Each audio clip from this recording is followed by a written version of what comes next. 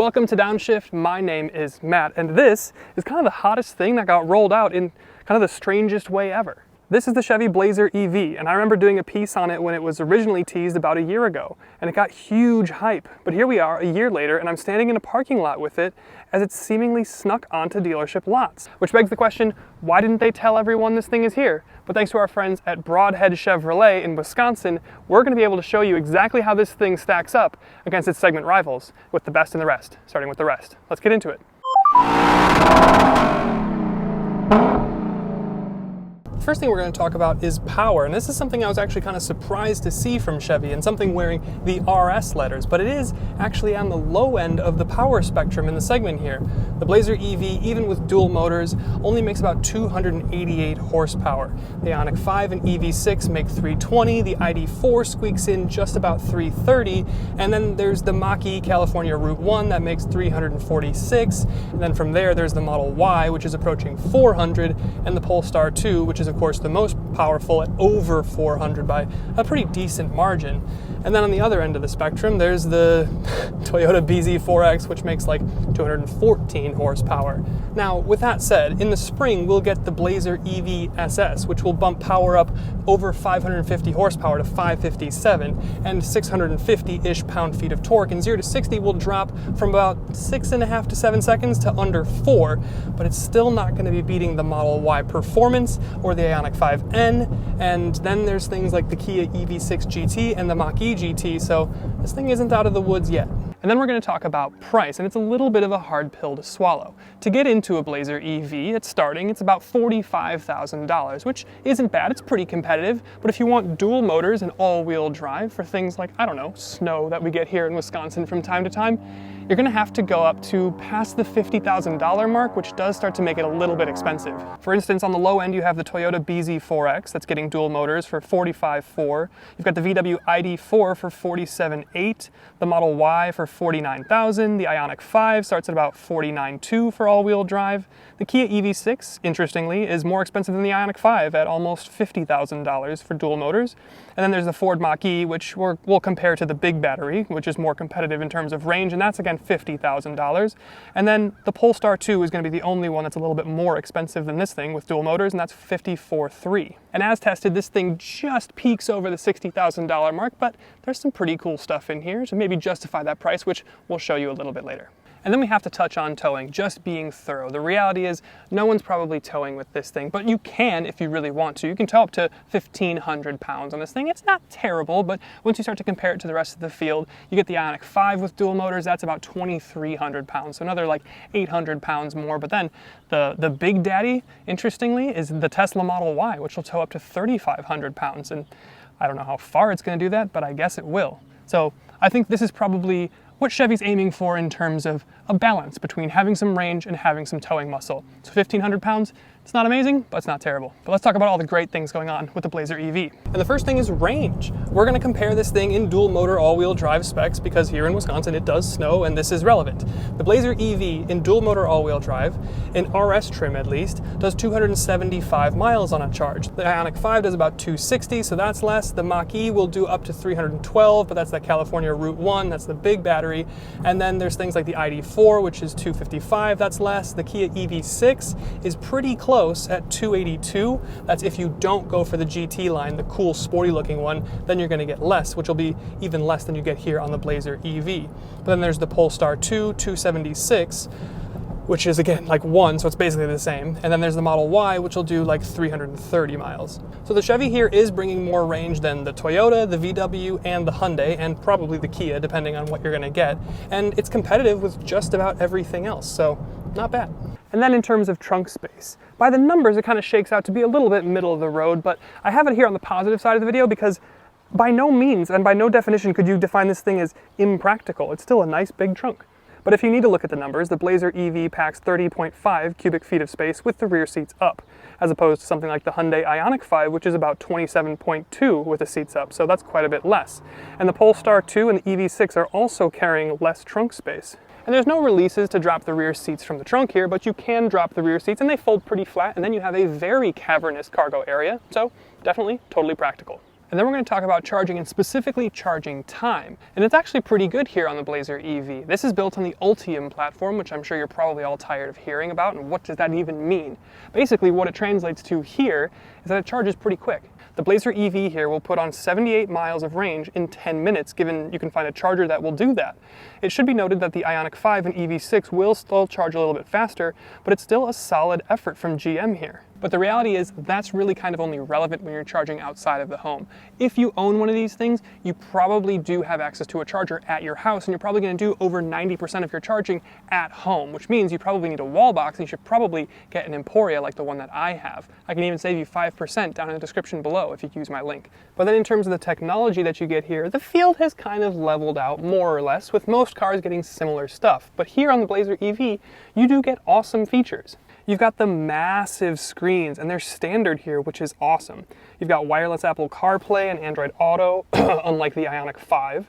And you've got Google built in, so you've got your Assistant and Maps and all that stuff.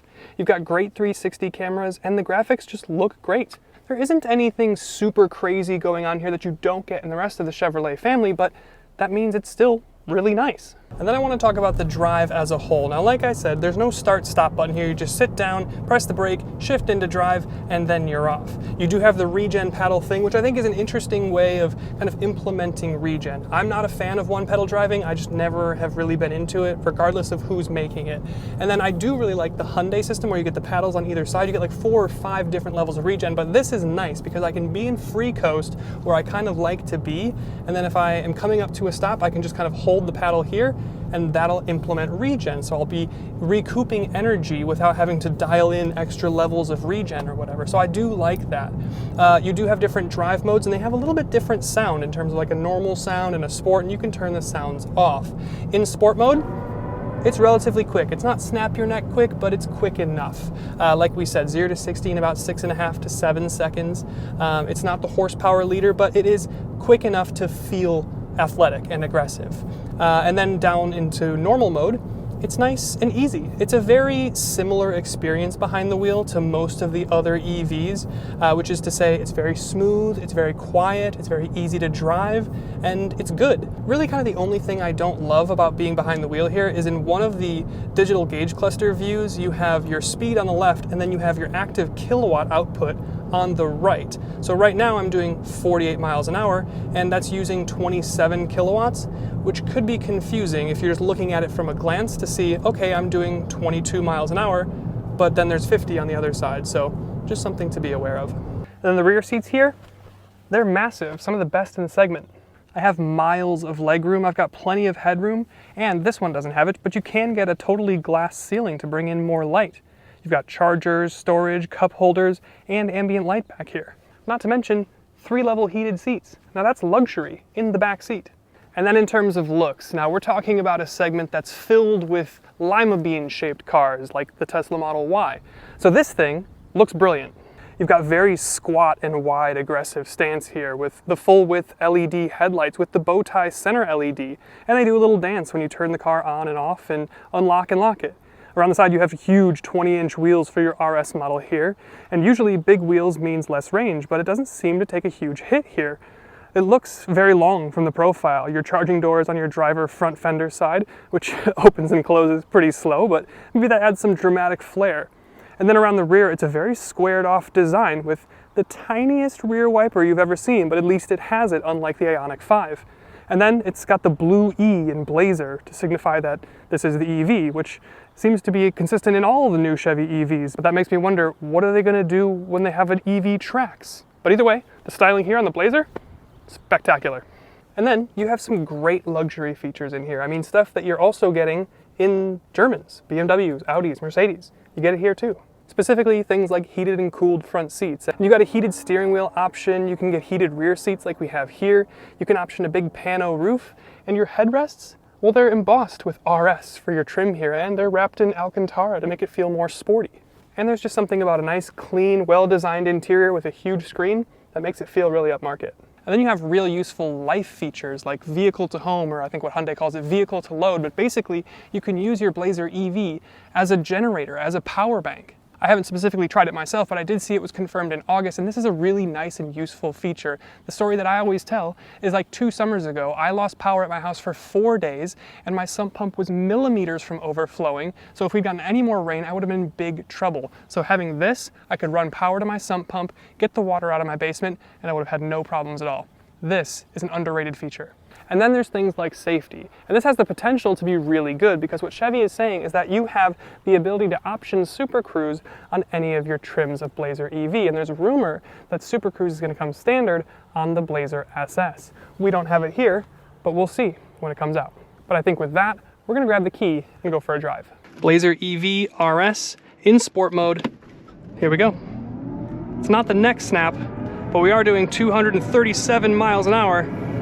No, we're doing 60.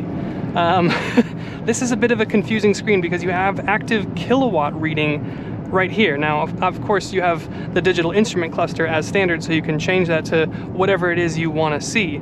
But let's talk about what this thing is like to drive behind the wheel. Now, like I said, 288 horsepower, 333 pound-feet of torque, 0 to 60 in somewhere around 7 seconds or the high 6s. It's not the fastest thing on sale, but it is pretty good. And what I kind of like about it is you have like the Tesla equation, and the Tesla's kind of the benchmark. It's the best EV on paper. But when you actually sit here, especially if you've owned a Chevy before, it is going to feel incredibly familiar. All of the technology is very familiar. You've got the Camaro vents, the interior, the materials, all of the design is going to be very familiar to you. It's not the fastest thing on the road, but it rides really well. You do get a little bit of wind noise, but that's just because there's no, engine making noise next to you. But what I want to do here is just kind of have a little bit of a philosophical discussion of like what this thing is and where it kind of sits. So it's got a little bit less power than most things. It's a little bit more expensive than most things. So that kind of makes it a little bit of a difficult value proposition, but the range is pretty good. And you can get even more range in rear wheel drive. You can get this thing in front wheel drive, so you could drive it around in the winter, presumably. And I think there's a little bit of something for everyone here. And what I like about this, and what I said in the Ioniq 5 video, and I'm sorry we keep referencing that, but we just did it recently, and it's a competitor to this thing, is there's nothing here that's like a deal breaker. I sit in the EV6 and I can't sit there because, my hat hits the ceiling or the ride on the Model Y is terrible. Here, the ride is good, the cabin isolation's good, the tech is good. There's nothing here that's a deal breaker. There's no bugaboos here, right? It's all easy to live with. And I think that especially if you're a Chevy owner previously, this is going to fit into your life pretty seamlessly. It's going to be familiar. It's going to be easy to use. You can take it to a service station. Like I live in Milwaukee. If I had a Polestar 2 and I needed to get it serviced, I have to either go to Detroit or Minneapolis. You don't have that problem here. So I think there's a lot to like about this thing, and I think that's a good time to get into the final thoughts. So that is the best and the rest of the new Blazer EV. And as you can tell, if you're keeping score, there's more things to like than there are to dislike, which makes sense. This is a very solid EV. There are just a couple places here and there that kind of remind you that this is the first year on a first-gen chassis, and there are going to be some things that get refined and sussed out over the next year or two. But ultimately, as it sits, it's pretty good. So thanks again to our friends at Broadhead Chevrolet for letting us have a go in their Blazer EV. Make sure you check it out if you're in the market.